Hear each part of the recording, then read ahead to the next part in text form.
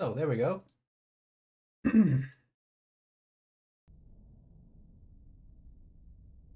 Hello, everybody. Welcome to Spooktober Part 2.5 bonus episode. I figured out how to finish Fox Hare Disaster, and also decided to go back and play through it again off stream in order to get all the collectibles, in order to do a nice little showcase of all the collectibles at the end of the stream. As you can see, we have one little sticker, one plushie, and one action figure left to finish our playthrough.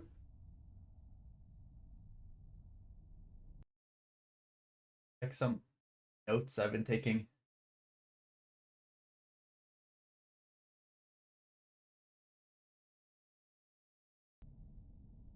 There we go.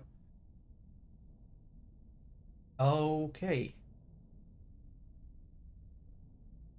Going to go right back into where we left off the last time, which is at the staff rooms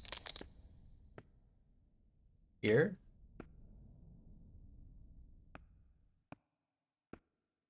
As you can see, things remain very, very spooky here in the staff room.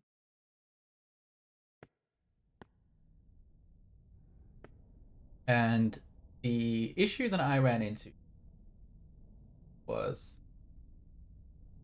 the Polaroid puzzle here. See, there are 5 mannequins representing the different employees at the store.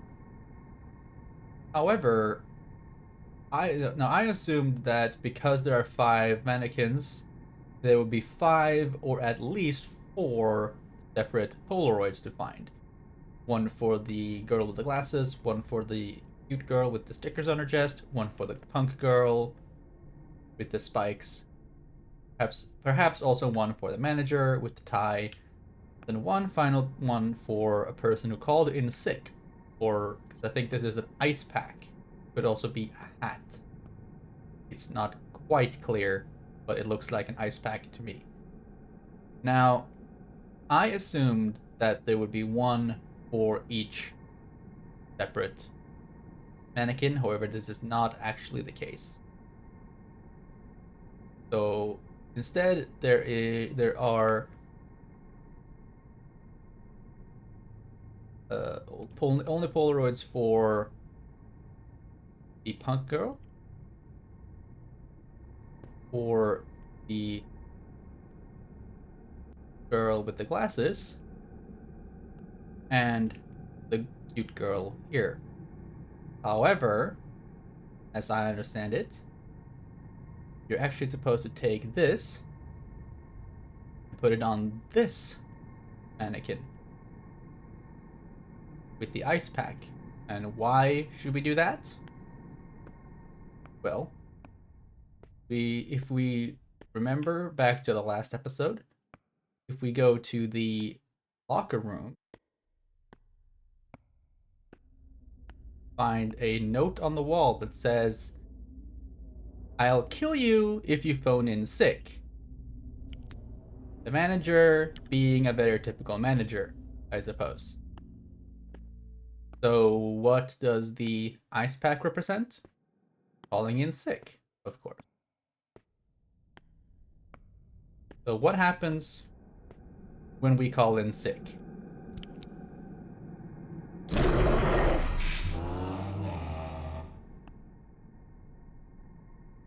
The manager shows up and is a very cheerful and positive person for our working environment. Yes, sir. Careful here. That she's not in here when we snatch up the lost Lila plush, which is the last plushie that I need, as well as the manager sticker, Lost the last sticker that I need. And finally, take the shutterbox key so that we can leave. And now the question is just avoiding the manager while we make our escape.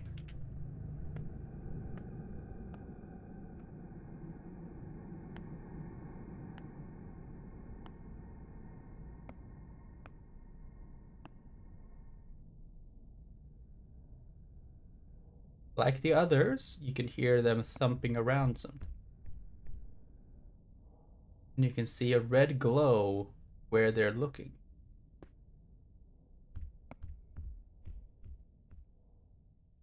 There she goes.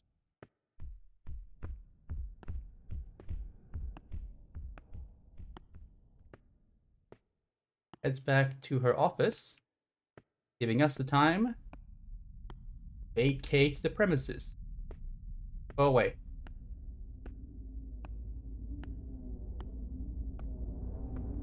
All the other paths are now blocked off, meaning that we go directly back.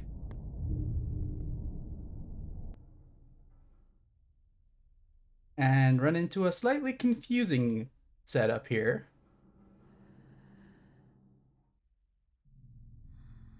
As the gravity seems to have taken a bit of a alternative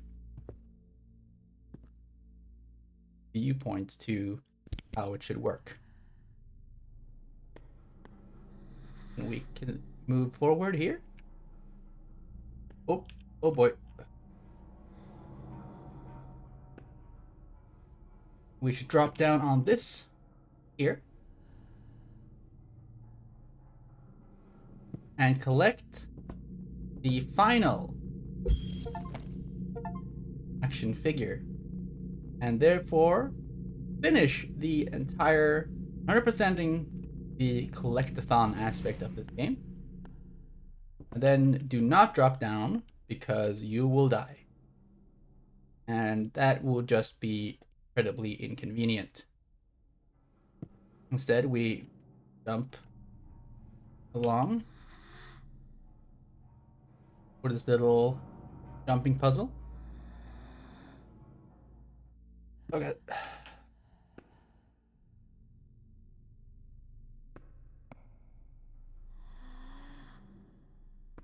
do not like the jumping puzzles in this game at all, to be honest with you. Ow.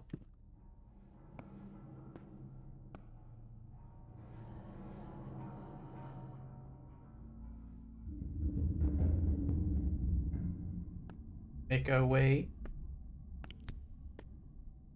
Last. Oh, there she comes. But we're moving very, very quickly.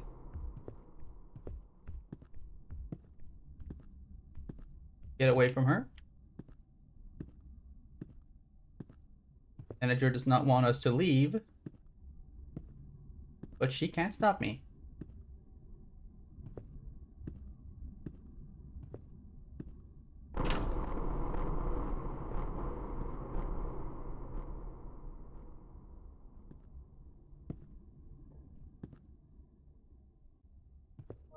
Then we mostly have a clear shot out of here. However, before we go, I'm gonna go through the collectibles because, quite frankly, the most interesting aspect of this game has, for me, been the art design. I was mistakenly under the impression that this game was a Japanese game ported to English. It is actually made in the UK. As a little bit of an advertisement for a store chain of alternative fashion brands. And all of these adorable stickers and the art gallery has been designed by the same artists that make the designs for this alternative fashion brand. So we're gonna take a little moment to go through all these really, really neat designs that they put into this. We have the Lila stickers. I think Lila might be my favorite design in this. She's super adorable. Angel, Devil, and the blood-soaked evil thing. You have Pinky in Angel, Devil, and normal mode. You have slightly creepy Lila Pinky sticker, Void Pinky, and question marks Pinky, Toothy Lila, and question marks Lila. I guess this is the Void Lila, really. We have Lila, the mold versions, which are they're not quite animatronics, though they are deviating from that standard. These are very clearly some sort of truly fleshy monsters. We have the designs for mold Lila, mold Pinky, and then very cool little stylized versions of them. We also have these adorable stabby demons, stabby shadows of our two main characters, and their more realistic forms were used in the logo, which are also quite well done, I think. Speaking of logos, we have the Sinner's Closet sticker, which is, I think, supposed to be sort of a in-game representation of this alternative fashion brand, because a lot of the items on display in Sinner's Closet are in fact items available at the store by the creators of this game. And we have the victim, the manager, who, because they have the same hairstyle, makes you wonder: are they the same person, or is this the victim of the manager, or is the manager the end result of the victim? We don't know. We also have mannequins and the snapper. And my very favorite one, the cutie cult. This, straight up, freaking adorable, and I love this sticker. And I would put a real sticker of this on probably my computer case or something. Maybe my phone case. I really like it. We have the flesh designs of our Pinky and Lila with the various evil variants, pink, such as the toothy, the question marks, sad, angry, empty, and lost, and spooky void thing. These are neat little designs. I definitely think that the real Lila hair plush and Pinky Fox plush could arguably be sold as real merch because they're pretty dang cute. Perhaps less likely to be successfully sold are the mannequin, shopper, snapper, manager, and Pinky and Lila action figures. These are, again, pretty neat little designs. Very icky, very gross, very excellently spooky. Cute Lila hair loves greeting all guests with a big smile. That is certainly a big smile. Fuzzy mascot loves a good hug. Well, she does certainly look quite huggable, or at least looks like she will hug you pretty firmly. Manager, if you call in sick for this shift, it just might be your last. Which tells us of the solution to the puzzle.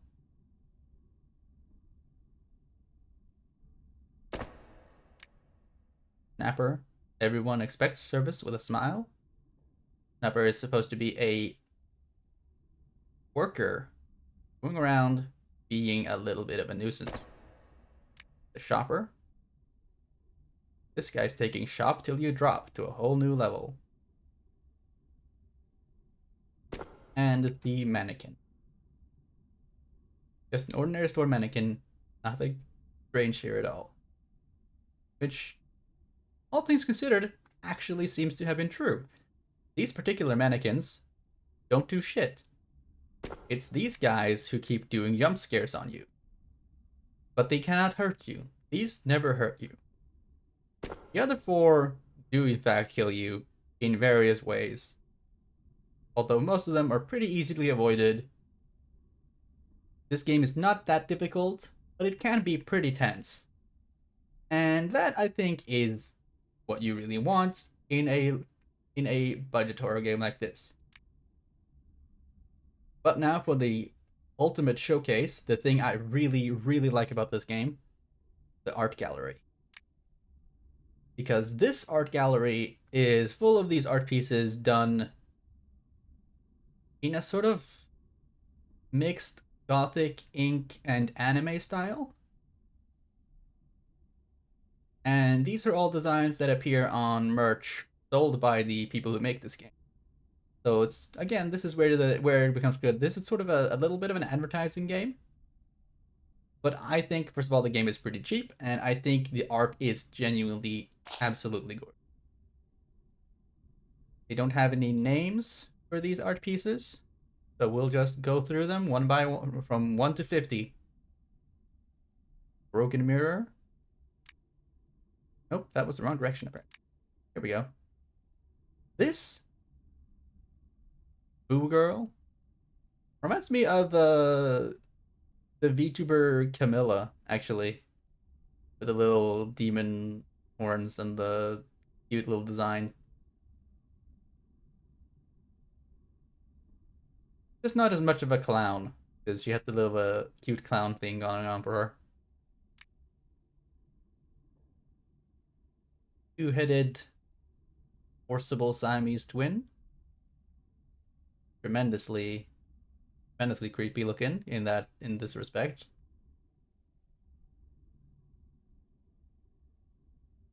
With some questionable uh love candies down here. With I guess we will just call this one Tsundere, right? This is just Tsundere personified, right?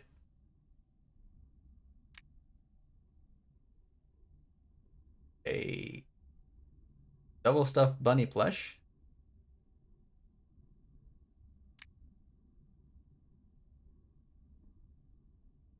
And I have no idea what this is supposed to be, but the third eye is pretty creepy. As is the little sheepy. The sheepy does remind me of another VTuber because her name is in this game, Lila. Same name, different person. But still kind of cute in a very bizarre, creepy way.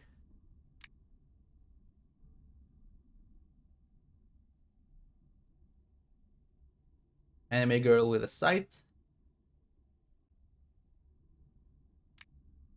An anime girl with some bruise in her head. That seems terribly uncomfortable, but then, you know, railway spike accident kind of in vogue. A neat little stitched flesh pattern there of alternating colors. Very Frankenstein's monster.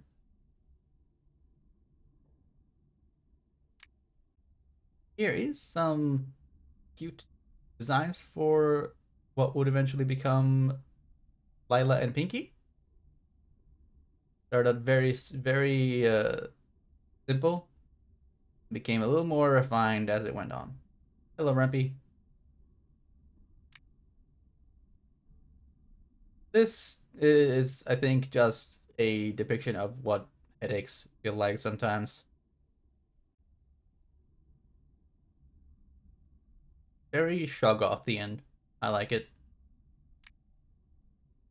This one's cute. Little Dr. Gremlin.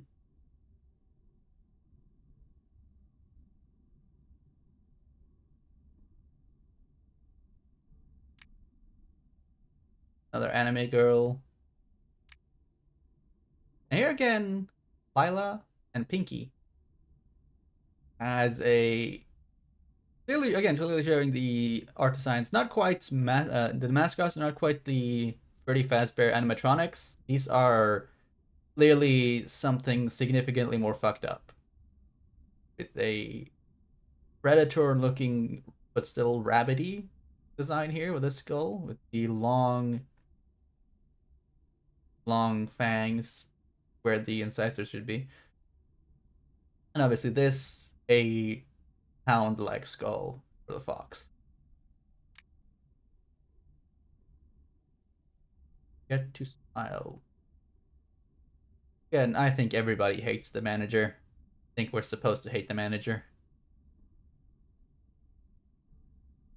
They're pretty neat art though. Another anime demon girl. I cannot read Chinese or Japanese characters, so whatever this says here, someone will have to translate the comments. This one actually comes with hooves.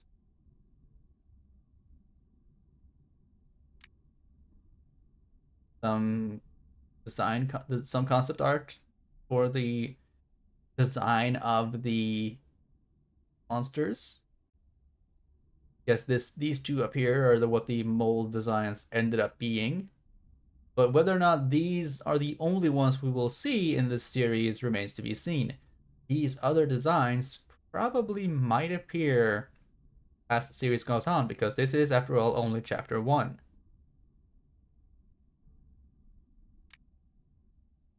Another anime girl, this time a gamer girl, with a very toothy controller.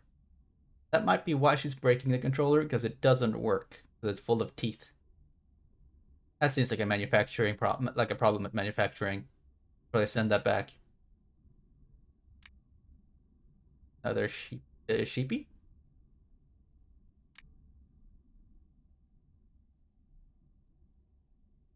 The hairstyle reminds me of Iron Mouse.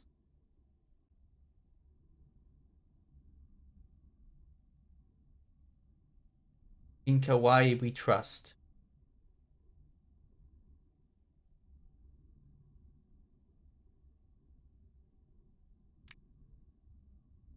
One is just regular cute. Going a little bit away from the horror designs here. And right back to the horror designs with this splitting headache. I suppose I noticed the inside here is the as the face peels away, there's a animal head inside. So it's a some sort of transformation or emergence, not just visual representation. Whoop. That's a little book reference. And this is what I'm saying. I think there might be a. I believe this game is was in the UK in origin, but a lot of this art has a lot of clear Japanese influences. Obviously, I cannot say whether or not the artists are Japanese or not. If this is a or if it's an affectation, because there are a lot of people who will use Japanese art and characters to because it fits the aesthetic better, and it certainly fits this aesthetic really quite well. That is kind of hot, very creepy. I like it. A little anime girl floating in the clouds. Another alternate anime girl covered in bugs, and the bugs have little bear heads. Oh, that's icky. I like it. That is really again. All I think all of this art is awesome, and it really goes very many different directions. It has a clear anime influence, but also this has a more uh, Western animation look to it. The face shape here, and then this spider is very icky, very excellent. Some more Pinky and Lila. Our favorite gals. Our least favorite gal, the manager.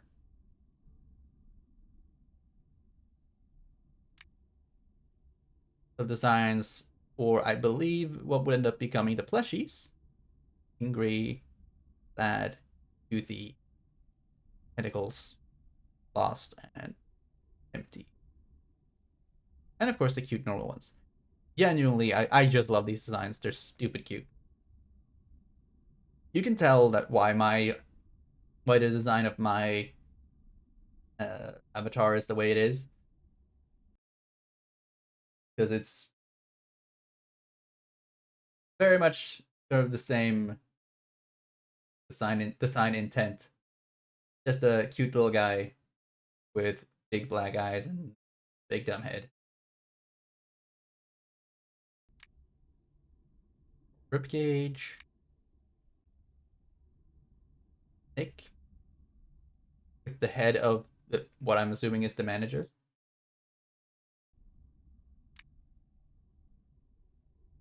This demon girl again.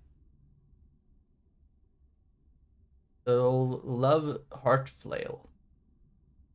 And that is indeed a flail with chain rather than a morning star. More creepy crawlies. Genuinely, I like this design for the creepy crawlies actually, where there's a regular centipede and then the head is just a big eyeball.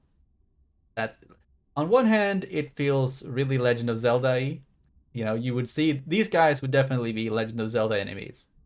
They come skittering at you and then they rear up and you stab them in the eye as that's their weak spot.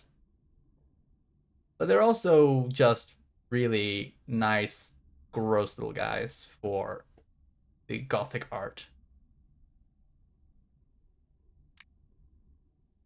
This is not Pinky and Lila. These are two other little guys. Two bears, an angel bear and a devil bear. And the angel bear is trying to heal your broken heart, and the devil bear is being a dick about it. Of course she is. What a bitch. You suck, devil bear. I cannot read this, but I'm sure it's very exciting. This is a very different art style altogether. It's still got that sort of wacky shaped body horror grotesqueness, but very clearly not the same design, uh, the same style as the others. Again, not all anime, not all Western, a little bit of both. Really, really neat looking. With a very big forehead, but I think there's a reason for the big forehead.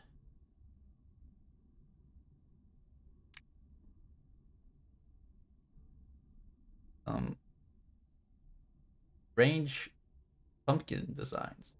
I guess these are anime girls just wearing pumpkin masks. They're neat though. I like them. Hello Vashnu, welcome in. Here we have another cute anime girl. Again, there's a bit of the alternate design to this, the gothic style to it, but this one is definitely less grotesque. A lot of much more cute than the others. And then we go right to the full-on super nasty with the manager concept art. They clearly went through quite a lot of design ideas for the manager's face before settling on the peeled back smile. Well, let's just call this the Heath Ledger Joker smile. And the blind eyes, which gives us a good sense of malice without necessarily thought to it, which is pretty much appropriate for the monsters in this game. They just seem to be evil, but they aren't really thinking about it. They stomp towards you and try to eat your ass. Why? Well, just what they do. I also think it's kind of interesting. The horns on her head, to me, give the sense that she looks a little bit like a rabbit, which fits the fact that this game is called the Fox Hare Disaster. So this would be the hare, the actual hare, not just Lila, but actually the manager herself also having a bit of that element to her as well.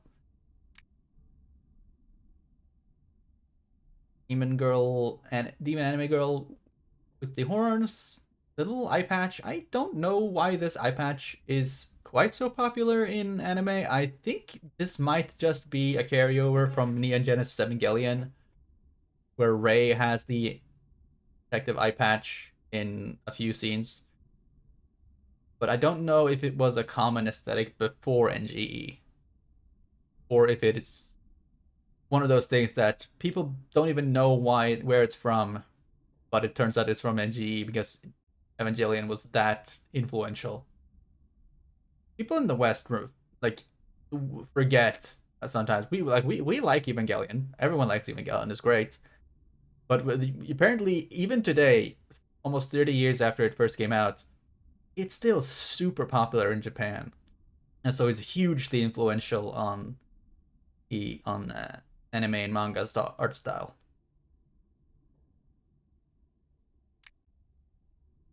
Another little girl with little empty sleeves, and the jerk devil bear and the adorable angel bear trying to help her versus also fucking her up because devil bear is a dick. Tamagotchis, that's cute. It looks like the devil bear, but also this one is not the angel bear. This is a bunny, but it is not Lila bunny. It is a different sort of rabbit creature.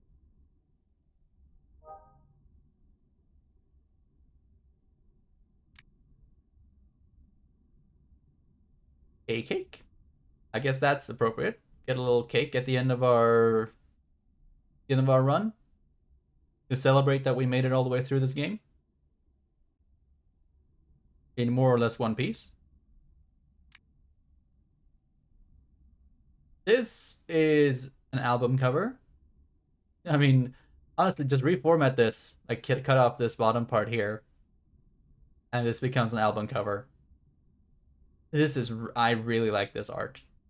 Like this is exactly the kind of 90s, early 2000s style goth, emo, alternative scene art that used to be really, really popular on the internet and it's become less popular, I feel. Or maybe I'm just not involved in the scenes where this sort of art tends to crop up, but it is always been a really cool, uh, really high effort bit of a style, I suppose. It's a very high effort style because it takes it crams a lot of details into a fairly small design, like a lot of details in compacted into a. Uh, it's not a vast, expansive landscape picture. It is just this cyber angel thing here. We pour all the detail into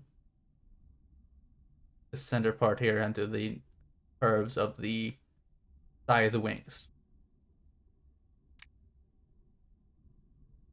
Here's another anime demon girl. This one reminds me of all things, Evelyn from League of Legends, but not the current incarnation, but the original incarnation of Evelyn from League of Legends from many, many years back. Because of the blue skin, dark pink hair, and the fact that she's wearing basically nothing.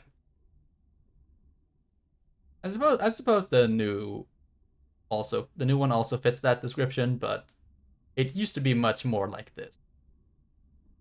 Also rats. Chia rat? Maybe. Now the little anime girl just doing a little face. Not much to say about this one. It's cute. I like it. This one, ooh, this is a I don't know the name of this thing, but I know what this is. This is an Indonesian monster where it's a woman's head trailing a spine or some organs, including lungs, liver, stomach, and they fly around and act as a sort of vampire, attacking people and possibly children. That's why there's blood on her lips, it's because she's a vampire. And I forget what the name of this thing is. I believe it's from Indonesia. It's called the something. But that's a unusual monster design, drawn very neatly in this style. Fits really well. Very icky, very gross, very gross. And because we have no sense of consistency, we have to have a cute anime girl with her little cat flesh. That's me, guys. Oh, the cute little anime cat is me.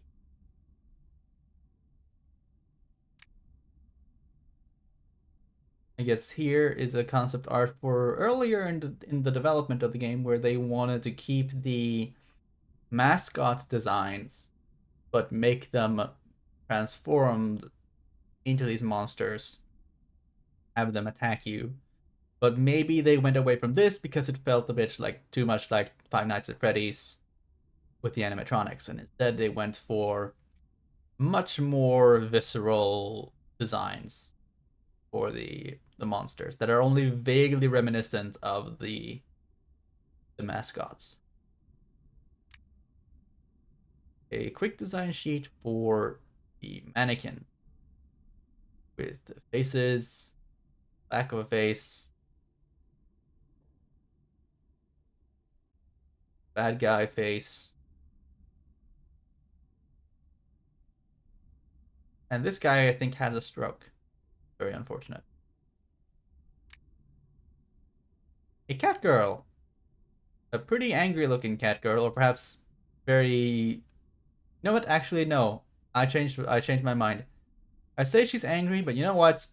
That smile and the big eyes like that, and the tails up in the air. Having cats, this is a cat girl who is going to scratch you not because she's evil, but because she is very hyper at the end of in the middle of the night and just wants to scratch you up for no reason and then run around the house at Mach 5. Very cute, would pet, would have to put on a band-aid after she scratches you, but otherwise she seems okay. Good girl. This one I do not think we can call a good girl. She is licking her fingers in a way that I think is not hygienic. You should probably be handling organs with gloves. Do not recommend this kind of. I'm starting to think this girl might not be a trained medical professional. I think this reads heart stopper, and that is indeed what would happen if you took out a heart like this and didn't treat it with the necessary hygienic precautions. You'd break it and stop it. Stop doing that, you dickhead. I cannot, for the life of me, read what this is supposed to say, but if this is even supposed to say anything, I actually think it isn't. This is the final piece of the day. A gross little split jaw monster that reminds me of Dead Space, actually. The lurker in Dead Space. No, the leaper. The lurker is a different one. The leaper in Dead Space, where it splits the jaw like this. And it lunges at you. I'm sure some of you guys would like this girl to lunge at you as well, because you're terrible. And that is the entirety of the collectible art available in the Fox Hare Disaster Chapter 1. And get there, I'm going to also go through this a little bit. When I played this last time and previous week, this would not have worked because this would actually reset every time you loaded a new save, or every time you loaded a save, it would reset your art gallery to 0.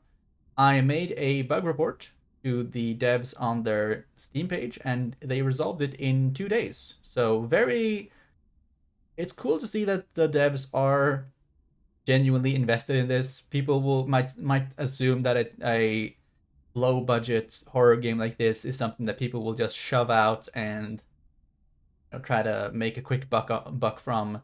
But no, the devs seem to be pretty well committed to this game. They have been working to make some bug fixes. There haven't been many bugs that people have found, but they haven't fixed the ones that we have found. And in general, I think this is going to be a franchise they develop further and work on. And that's a good thing. I want to see more of this. I actually think they have a lot of potential in this series. Finally, I'm going to give a special thanks to another YouTuber because I had to go back and clear and find all of these. I had to basically do a full replay, which it doesn't take very long, but I had to do a full replay to get all the collectibles because I had missed a couple. And a guy called Super Divorce on YouTube made a quick 1 hour playthrough where he snatches up every single sticker except for one that he misses, but he does point out where you can find it because he points out where he misses it. And that is the sort of a resource that a game like this needs, because collecting aspect of it is pretty clearly, I think, the part that they put the most effort into is the art, and the art on this game is absolutely wonderful, and I hope to see a lot more of it going forward. Now, let's actually finish the damn game. We have escaped the sinner's closet. This is the second floor of the mall, however. And there does not seem to be a good exit here. Also, questionably, there's a second floor here because when we were on the first floor, we could see that there was a skylight. Dottie's dream house. Oh no. Why won't you let me leave? Chapter 1 complete. That's 3 time 50 minutes. This was just me going through it.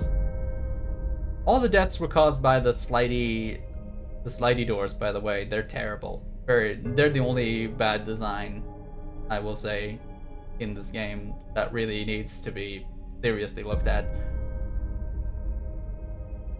Thank you for playing. Look forward to seeing you in the next chapter, and I look forward to playing the next chapter because it actually has not been disappointing at all. This game, despite being seemingly, this came out the day before I played it. I just snatched it up and said, "Let's go. Let's do this." And it ended up working out pretty well for me, I think. Sometimes flying by the seat of your pants comes with some advantages. Adaptability and opportunity being some of them. And that is all for the Fox Hare Disaster and for my Spooktober part 2.5 bonus, because I have some stuff I need to do today. So I'm going to be heading off pretty quickly. I'm going to send out a raid to Fast Carter, who is playing Valheim, because I don't see anybody else. Perhaps find. Never mind. Let's just get started and close this out at 45 minutes. I'll see you guys on Friday, where we will play a different game, possibly. Well, I have a couple of games scheduled for the rest of this month, and I'm not going to spoil it just yet.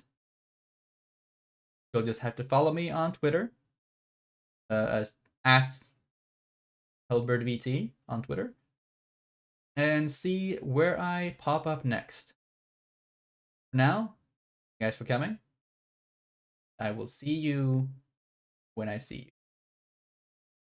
Well, I'll see you before you see me.